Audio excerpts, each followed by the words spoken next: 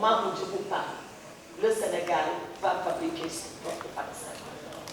8 mois après, le rêve devient réalité. Et à Diamniadio, nous aurons une usine sous la licence Pfizer qui va fabriquer des vaccins pour tout le continent africain. Alors, quel est l'honorable député qui disait c'est quoi les succès de la diplomatie sénégalaise?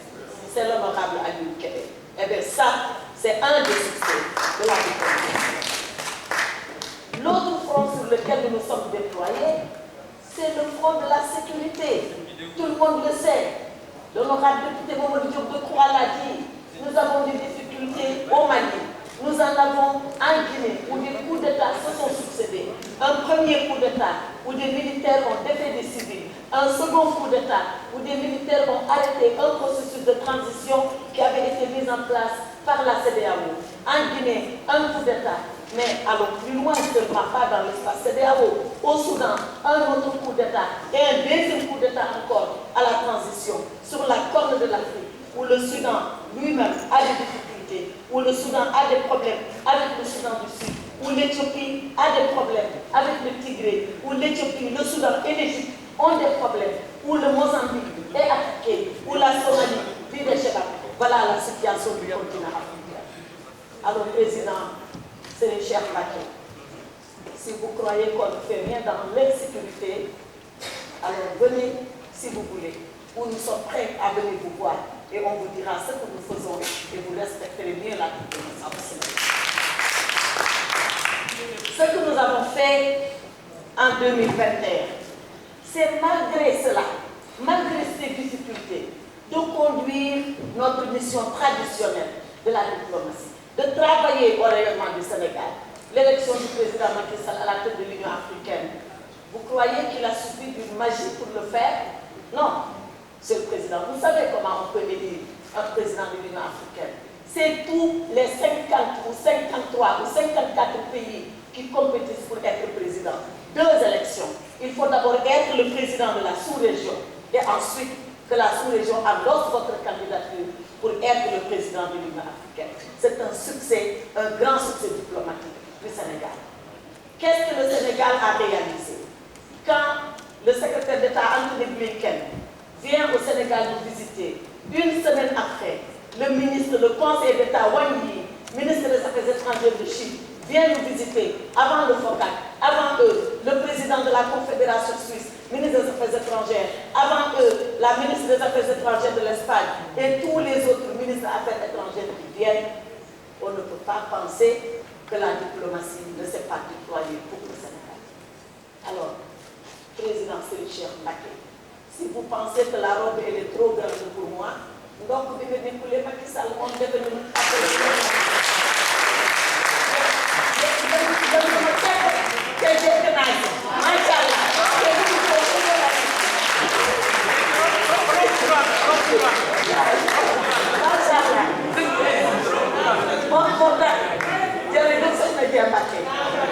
jërëjëf yow ak ñeneen ñi ngeen di xalaat loolu ñun daf ñuy encouragé bés bu nekk ñu gën a farlu bés bu nekk di gën a taxaw bés bu nekk di gën a jekk di gën a jàng ndax Sénégal rek la di xaw xool ñu leen tey yow sax Serigne Cheikh sama xarit nga xam naa la dégg wax ak ba moo ci daal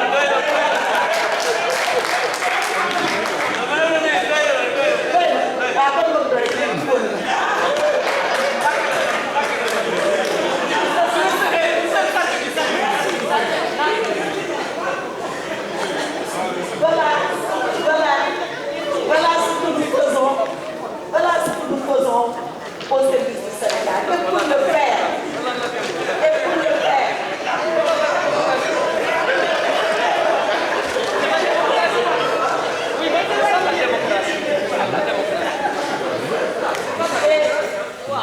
pour le faire, Monsieur le Président, nous avons un outil et des hommes formidables. Cet outil, c'est d'abord le département des Affaires étrangères, que vous connaissez très bien. Quand je regarde la photo des ministres qui m'ont précédé, c'est vrai, tous des hommes. Je vois que vous revenez 3-4 fois. Et moi, je dis, tiens, ça va bien. Vous ne pouvez pas dire que vous mal.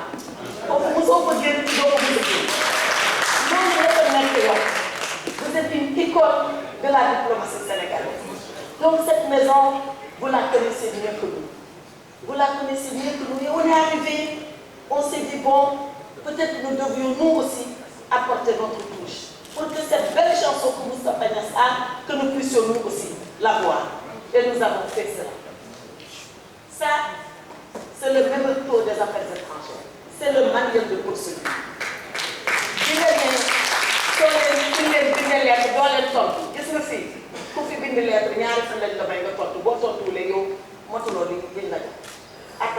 C'est notre manuel de procédure. On l'a édité en 1971, 50 ans. Nous consommons des patrons.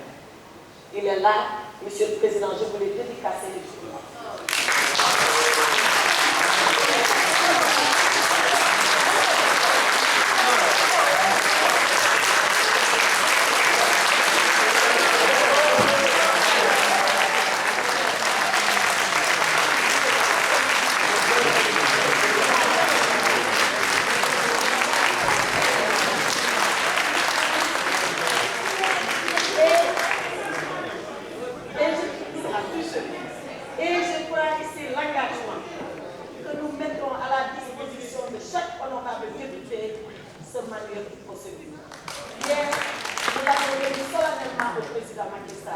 Et nous avons pensé que l'autre personnalité à qui nous devions ce privilège, c'est le président Moustapha Niasse.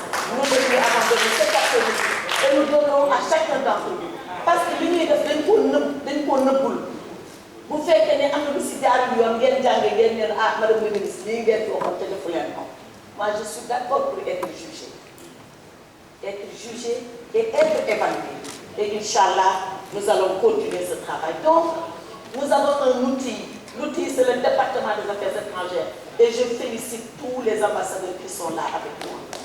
Dans ces félicitations, commencez par citer l'ambassadeur Mamba Bassissé, qui est le secrétaire général du ministère, et qui est la cheville ouvrière de tout ce que nous sommes en train de faire.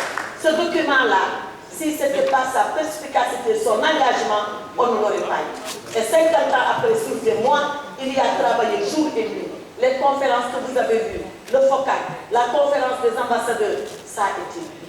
Donc je voudrais le féliciter et le remercier devant vous tous.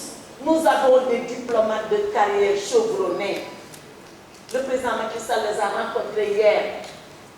67 consuls généraux et ambassadeurs qui nous représentent partout où nous sommes, qui sont des gens compétents. Et vous l'avez dit, et vous qui êtes souvent à l'étranger, vous les voyez, vous les rencontrez. C'est la deuxième chose que nous avons. Et finalement, pour finir sur ça, nous sommes un pays respecté. Nous sommes un pays respecté parce que quand nous allons dans les conférences internationales, les gens attendent toujours la position du Sénégal. Quel est le pays qui peut abriter sur son sol l'ambassade de Corée du Nord à côté de celle de Corée du Sud, l'ambassade d'Israël à côté de celle de Palestine, avoir la Chine et les États-Unis en une semaine chez lui, avoir le président Xi Jinping à l'ouverture du FOCAC et le président Biden le 9 décembre parce qu'il a invité Macky Sall pour parler de démocratie et que le Sénégal est un État. Voilà notre pays, voilà sa photographie diplomatique. Donc l'eau, ndegam yàlla moo ñu ko xeebaloon ngir yàlla buñ ko xeebal suñu bopp yàlla nag moo ñu ko jox te xeebaluñ ñu ko donc nañ ko téye fukki loxo ak juróom. C'est pour ça, Monsieur le Président, je me félicite et je vous félicite et je félicite les députés que sur la diplomatie nous avons presque comme un consensus.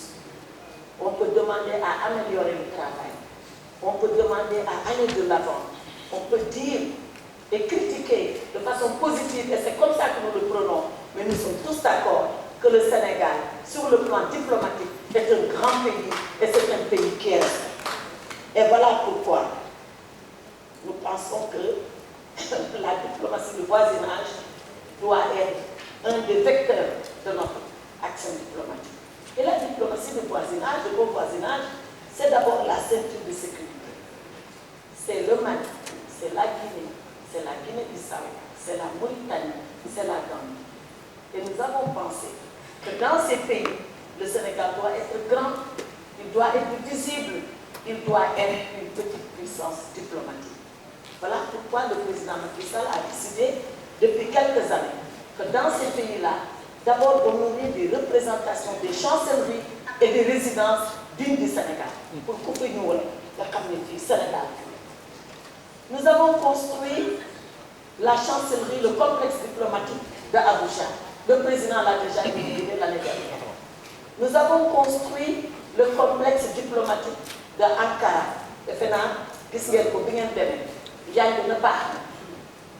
Nous sommes en train de finir la Mauritanie, Inch'Allah. Nous allons commencer la Gambie, Bandung, la Guinée-Bissau, Addis-Abeba et Bamako au Mali, en faisant quelque chose de bien à l'image du Sénégal, mais à la hauteur des ambitions du président Macky Sall. Pour que l'ambassadeur qui est à Washington, il ait envie finalement d'être affecté à Banjul, parce qu'il voit que Banjul est aussi prestigieux, aussi important que Washington.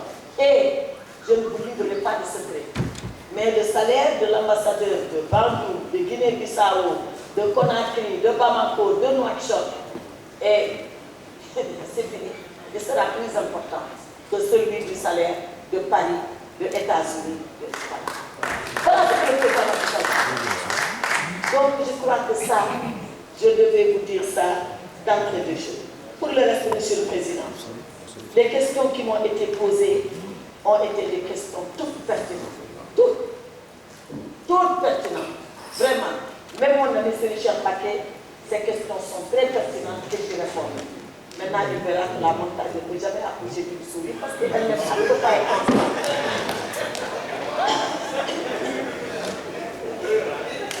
Vraiment, le député Toussaint Manga m'a demandé qu'en est-il du déminage en Casamance. C'est vrai, il a touché du doigt un vrai problème de ce président. En son temps d'ailleurs, j'avais reçu le président Mohamed Sall et je me proposais qu'il vienne m'accompagner en Casamance pour que nous puissions aller à ce déminage-là.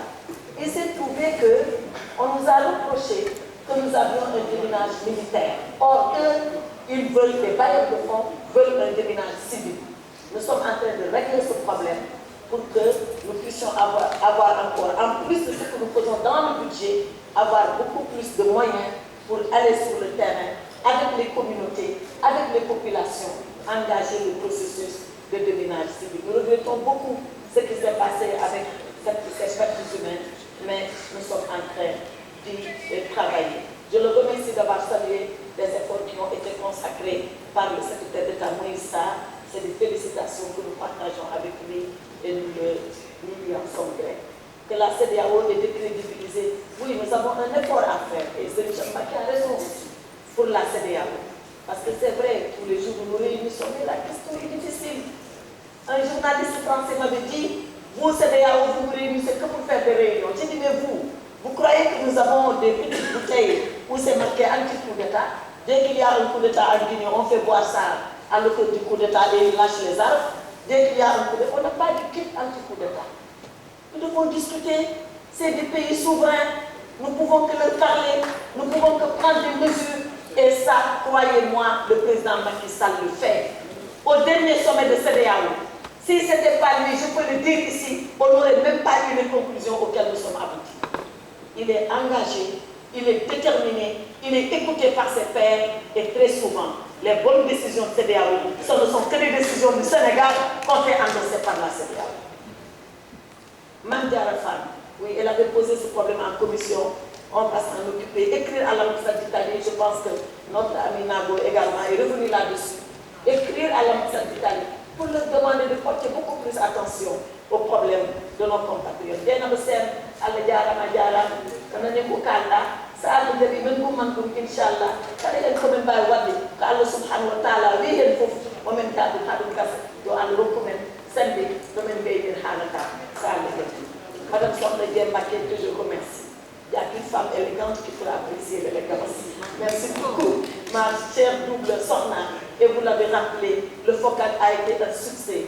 Jamais on a eu autant de pays, 52 pays africains sur 53 sur le sol sénégalais, qui sont restés 4 jours à écouter les travaux. Cérémonie d'ouverture, président Macky Sall, président Xi Jinping. Jamais dans l'histoire du FOCAD, 21 ans, le président chinois n'a assisté à une cérémonie d'ouverture. Sauf avec le Sénégal. et le président Macky Sall. Cérémonie d'ouverture, on a vu le président Macky Sall, le président Cyril Ramaphosa, le président Azali de Comores, le président Sisi d'Égypte et le secrétaire des Nations Unies, le secrétaire général des Nations Unies et Moussa Mohamed Faki de l'Union africaine. Une première dans l'histoire du FOCAC. Parce que quand on a dit au président Macky Sall, c'est à vous et vous devez couvrir, il a dit je partage l'honneur avec l'Afrique et il l'a partagé avec l'Afrique. C'est ça aussi la diplomatie du président Macky Sall. Ça a été un sommet exceptionnel. Quelqu'un l'a dit, quels ont été les résultats? Je ne me rappelle plus de qui l'a dit vers la fin. C'est vous, honorable député Pape Sagna Mbaye. Rapidement, style télégraphique. 300 milliards de produits africains que la Chine va acheter, 300 milliards de dollars. 10 milliards de dollars que la Chine va donner à ses entreprises pour qu'elles viennent investir au Sénégal. 1 milliard de doses de vaccins, plus une interaction avec les femmes, avec les jeunes de l'Afrique. La Chine a beaucoup fait et elle continuera de faire pour le continent africain. Et nous demandons que nos autres partenaires aussi fassent autant. Nos partenaires de l'Union européenne, nos partenaires des États-Unis, nos partenaires de la Turquie, nos partenaires du monde arabe. Au mois de décembre, il va y avoir un sommet Afrique-Turquie, ça va être autour de cela. Au mois de février, un autre sommet, Union européenne, Union africaine, ça va être autour de cela. Un autre sommet encore, toujours en 2022, Union africaine, monde arabe, autour de cela. Le continent africain est courtisé et il sera plus courtisé encore quand le président Macky Sall sera à la tête parce qu'on connaît la vision continentale et la mission qu'il a pour l'Afrique. Et je continue, peut-être, même pas une Morgan Ndiaye, qui demande qu'on augmente,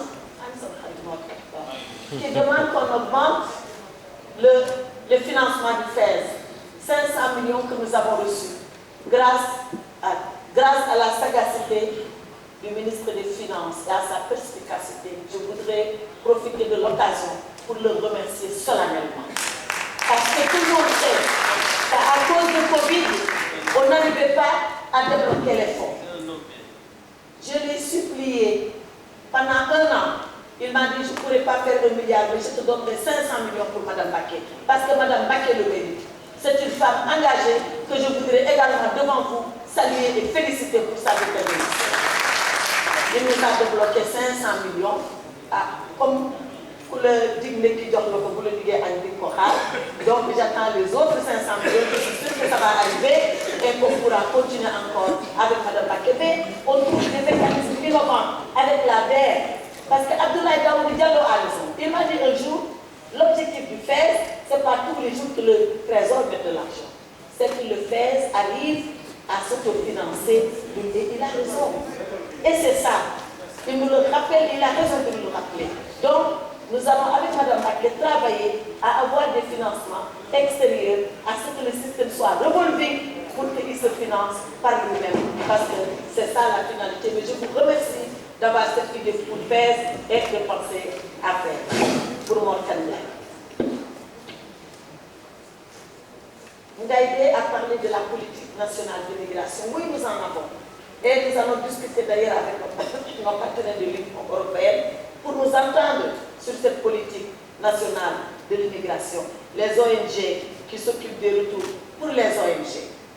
Je dois vous dire, Aboubakar Ngaïdé, honorable député, que nous avons décidé de révoquer l'accord de siège que le Sénégal avait signé avec beaucoup de ces ONG. Parce que nous nous rendons compte que nous leur donnons des bénéfices énormes et nous ne savons pas ce qu'elles sont en train de faire à l'intérieur du pays. Nous ne savons pas. Donc le président Macky Sall a dit mettez tous les accords de siège à plat. Auditons les ONG, sachons là où elles mettent les pieds, mettons-y nos yeux avant de donner l'accord de siège. Et nous sommes dans ça. Donc nous sommes en train de travailler, c'est pour vous donner des assurances. Demba Babaye Sow, qui a parlé de ce qu'il sait le mieux, c'est-à-dire la vie de nos compatriotes dans la diaspora. Je voulais le remercier. Et dire que pour Istanbul, nous avions un consul honoraire. Et ce consul honoraire, je peux le dire, peut-être n'a pas eu les comportements les plus honorables. Et nous n'acceptons pas que nos compatriotes ne soient pas traités comme ils le font. Donc, nous l'avons démis. Et nous avons lancé une procédure pour trouver un consul et que Istanbul, c'est la ville commerciale. C'est là où il y a nos compatriotes. Donc, un consul honoraire viendra. De toute façon, le président de la République va s'y rendre très bientôt. Si nous pouvons accélérer la procédure et que cette question soit derrière nous, on fera le maximum de diligence. Mais merci d'avoir relayé leurs paroles et leur volonté. Nous prenons compte de cela. Merci également pour Mme Baké, qui mérite aux côtés de M. le Président de la République de continuer toujours à travailler pour la diaspora. Maintenant, mon ami Morkan, qui a parlé des difficultés de passeport. C'est vrai. Consulat de Barcelone, nous y sommes.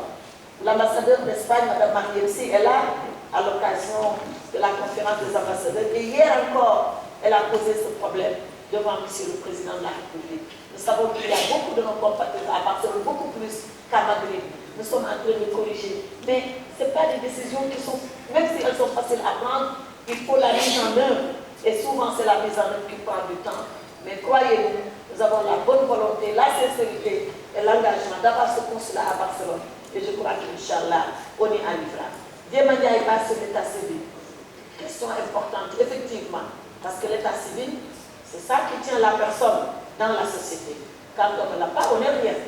On est juste un anonyme, mais on ne peut pas, et même un anonyme qui n'existe pas en plus. Donc, nous sommes en train de sensibiliser nos compatriotes, qu'ils comprennent que l'état civil consulaire est important, des fois plus important que l'état civil du pays d'accueil, et qu'ils doivent venir s'inscrire à l'état civil consulaire. Nous avons plus de 4000 registres.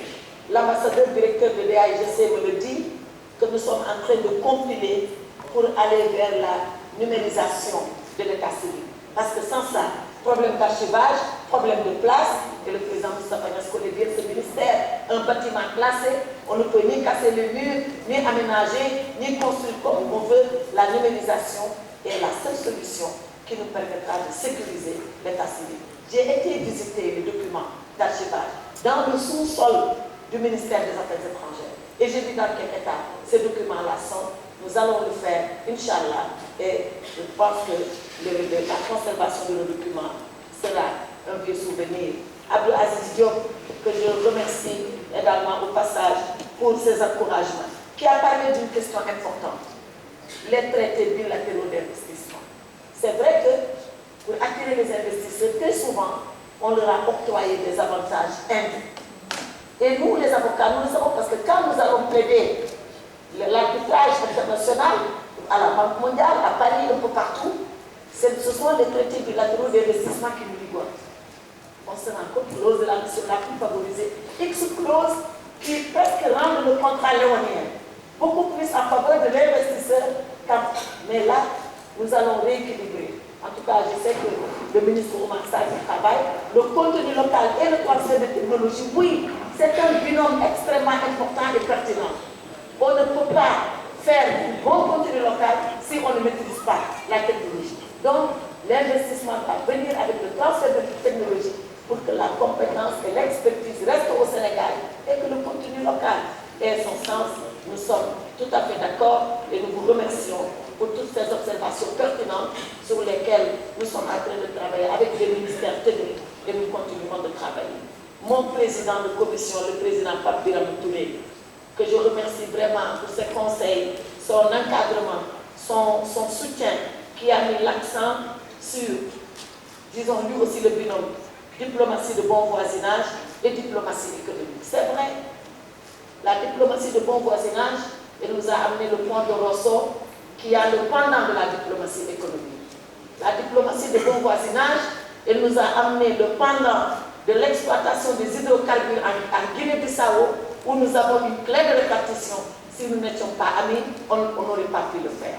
La diplomatie de bon voisinage nous a amené l'autre pendant avec la Gambie, c'est le pont qui permet maintenant une meilleure fluidité de la circulation entre nous et déjà le sud du Sénégal et entre nous et la Gambie. Donc vous avez tout à fait raison de faire le parallèle entre la diplomatie de bon voisinage et la diplomatie économique. Parce que l'intention du président Macky Sall, c'est que sur les infrastructures, toutes les voies en Afrique soient ouvertes.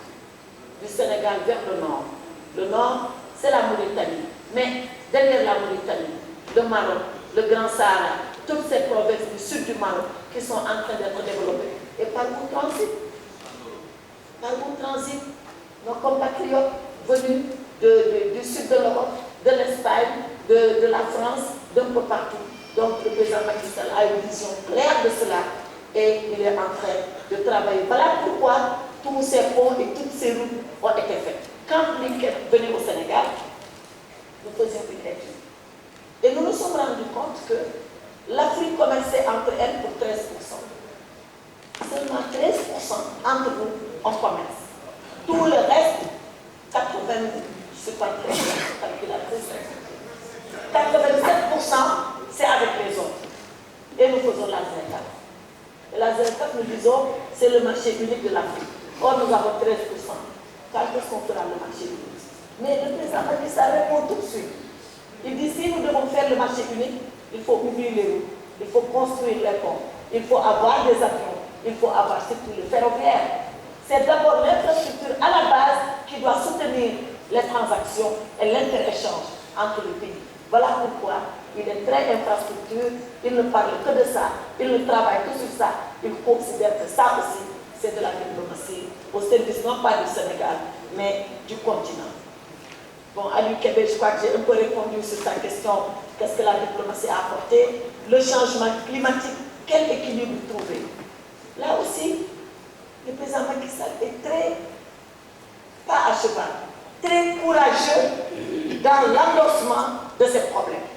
Vous savez, quand on va dans les réunions internationales, parfois les gens, ils ont comme le complexe de dire à tous ces pays développés, nous ne voulons pas de ce que vous êtes en train de nous proposer. Ils disent non, non, non, maintenant il faut être vert, il faut faire énergie éolienne, il faut faire énergie solaire. Oui, c'est bien beau, c'est propre énergie éolienne, énergie solaire. Si on ne fait que ça, quand est-ce qu'on va avoir l'électricité à Bokidjanoui? Quand? Avec l'éolienne et le solaire. C'est encore dans un demi-siècle. C'est pas venu, hein? Donc ces gens-là, ils attendent comme par hasard qu'on ait trouvé le gaz et le pétrole et tout le monde nous dit maintenant énergie propre. Le gaz et le pétrole, on va le jeter à la mer. Le président Macky Sall dit c'est non. Je ne peux pas accepter cela. Parce que moi, ce qui m'intéresse, c'est de développer le Sénégal. Et vous, pendant que vous nous dites éolienne et solaire, chez vous, il y en a qui ont le charbon. C'est plus nocif, 10 000 fois plus nocif que le gaz et le pétrole. Et vous nous empêchez de nous développer, je ne peux pas. Donc le gaz, je le considère comme une énergie propre et une énergie de transition. Et pendant qu'il le disait, certains États disaient peut-être que non, peut-être que oui. Maintenant tout le monde dit que c'est oui. Et tout le monde est presque d'accord avec le Sénégal que c'est ça qui doit être la position africaine commune sur la transition climatique. Et il va le soutenir et il va le défendre.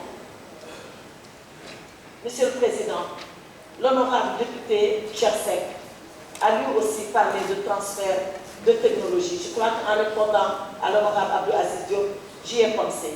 Il a parlé de la diplomatie de bon voisinage qu'on doit croiser avec la découverte du pétrole et du gaz. Il a parlé du recensement des Sénégalais à l'étranger. Je répondrai à cette question. Le secrétaire d'État Moïse Sarr est en train de travailler. L'argent nous a un peu manqué. Mais je sais que le ministre Abdoulaye Daouda Diallo est très engagé et que nous aurons l'argent courant 2022. Voilà. Il m'a promis faire. Il l'a fait. Il m'a promis le recensement. Il le fera.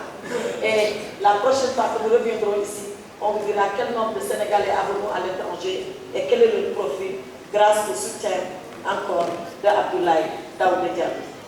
Abdou Kader Ndiaye, l'âge Abdou Kader Ndiaye de Jeddah, qui nous a posé des problèmes de va-et-vient sur l'argent qu'on envoie. On va le vérifier. Mais on a semblé me dire tout à l'heure que l'argent serait bien à Jeddah.